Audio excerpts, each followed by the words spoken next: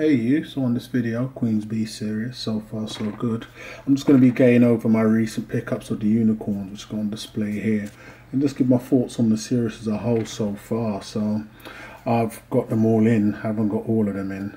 Picked up some unicorns and some gold coins. The gold took a bit of a dip last week, and I liquidated a few more other pieces, so I went ahead and picked up the gold while it was on a low, so I'm just going to be showing these off. So I've got some dragons here.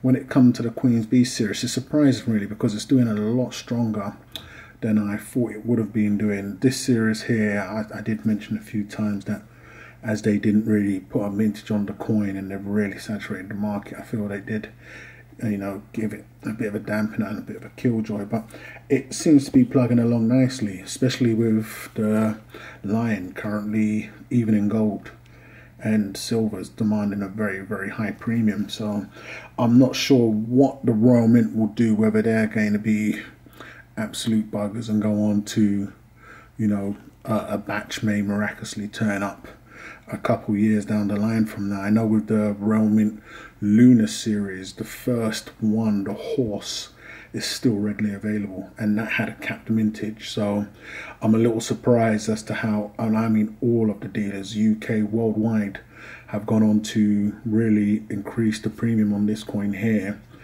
because they're not being minted no more. So either it was a situation that we may have missed the boat and they really pulled the plug on it, the Royal Mint I'm talking about here, or you know, they just produced a certain amount and have no intentions of going back. I think that may be the case because I've spoken with dealers and they're more than happy to pay a premium for even the 1 ounce gold coin here now, the 1/4 ounce, and even in the silver. So it's going to be interesting to see whether at a later date a load of dealers start popping up with a load of these 1 ounces. I know with the 1 ounce gold definitely is demand's very high. A lot of dealers are running low on them, are more than willing to pay high premiums for them.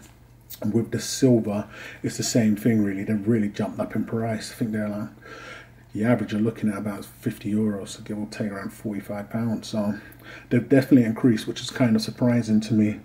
With the new ones, you're still picking them up at great prices also, so I'm definitely loving that. It is a double bubble, best of both worlds coin for me. I'm very happy that I stacked up on them when I did. Looking at this here, well, getting this, that I've, once again, I have no idea whether they know what they're actually doing, but you know, it's working for them. They can't complain. I believe it's the obverse that they've changed. So you can see the obverse on the right, which is the line. All the older ones, you're getting that orange pure look. Not very bright out there today, but here they've got that like cross weaver. Don't think I can get it in sync, but I like it. I do prefer it, what they've done on the newer ones. So if you get them side by side, and on the right you can definitely see the orange pill look that they was doing for all of the previous coins on the obverse. Now they've got like that radial cross weave look. You can get that in shot. It's real nice, but it's just a touch that they've done. They don't seem to care or keeping up with the pattern that they had going on before, but there's nothing wrong with that. Still handsomely priced when they first come out. As I mentioned, I've got a lot of these. Looking at the unicorn, since I've had it in hand, I know I'm very late with this, but it's not the strongest of all the designs. It's not bad by no means, so they've definitely done something there.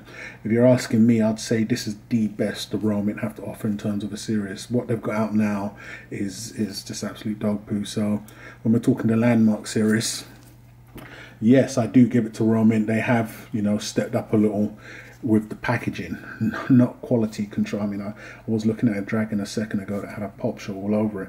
The packaging, they have come more correct. I don't know whether they're putting that little bit more in to the actual coins, but the Landmark series, in my opinion, yes, you know, the Big Ben still hasn't come down in premium, so they're not going to be getting it.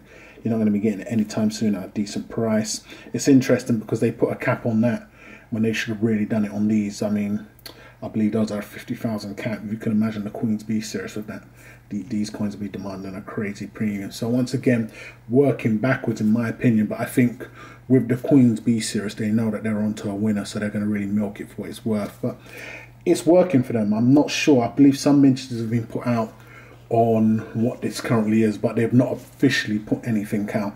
So it will be very interesting to see. But if they ain't going to be backtracking and dumping a whole load on a dealer at a later date, as imagine jumping a whole load of like 1 ounces and 2 ounces on dealers, as the Lions currently demanding a big premium. If we don't see none of that, we just may see these increasing in premiums nicely, and this is something it was always a possibility, but I didn't think it would be happening this soon. But I'm not saying it's been exactly very, very fast with the Lion. The Griffin's going up a little also, so it's real interesting. Very, very nice. I'm still comfortable having these for the foundation. If I can work out a deal where I can liquidate a load of other big collector coins, I'll definitely trade out for a box of these. So we'll just have to work out and see how that goes. But as I said, definitely the best of Royal Mint currently have. With the Lunar coins that they do, they're still churning them out. You can still pick them up in dealers across.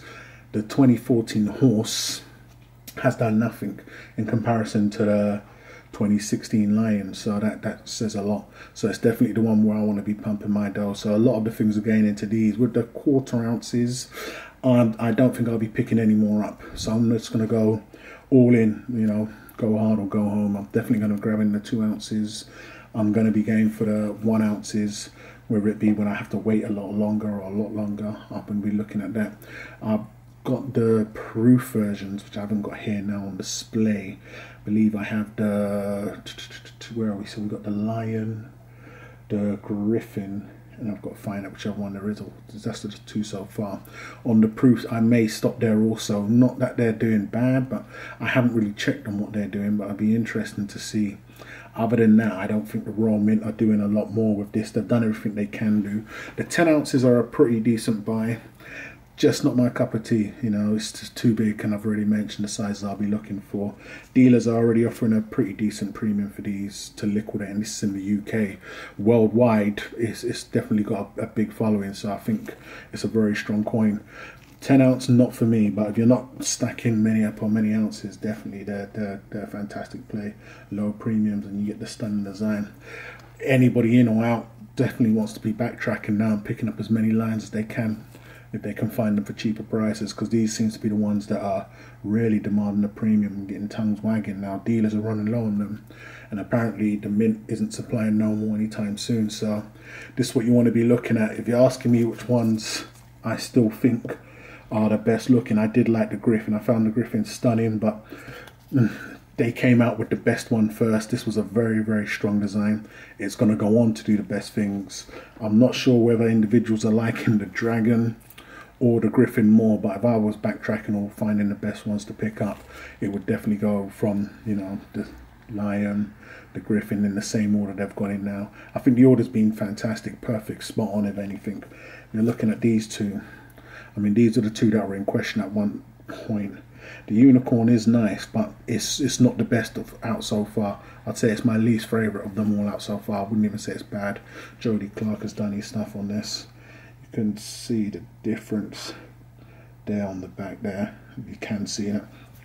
But other than that, I think it's a fantastic series. I'm definitely still on board. Foundation and building ounces, I'm going to be going at these for the long run, stacking up on the ounces as I go along. And you know, they're increasing a little over time, but nothing fantastic, nothing major at the moment. But the Lions are definitely doing great things so far, so I can still squeeze a few more out or pick some up at a pretty decent price. I'll be loading up on those as I move along. But it'd be fantastic to hear what you guys' opinion is on these so far. It's the best the Royal Mint has after this series finished, so I really don't know what they're going to do. They've put a few out there, like I said, with the Landmark series. They have another series along the 50,000 range, but it ain't doing nothing in comparison to the Queen's B series. This is the best they have in at whole. You know, no more new sizes. The people, someone was mentioning they was going to be bringing out copper and even lower fractional, but that's not looking the case. It's just going to be with the 1/4 ounces, which I'm going to be cutting from here, the 1 ounce gold and the 2 ounce silver. If I can, I'll look to stack up on as many 2 ounce silver as possible.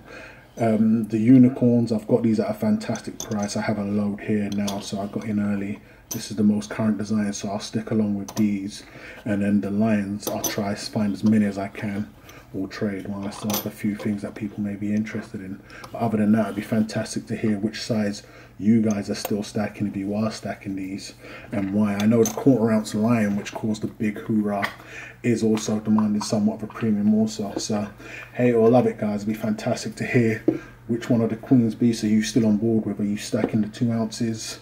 Are you not stacking the 2 ounces? The quality on these are always going to be bad in my opinion. So if you have some and you've kept them however you're keeping them, good luck to you, but I wouldn't be expecting big things. But personally, I'm all on board with these still. Still a fantastic series. The best modern collection the Roman's done in a long time in my opinion.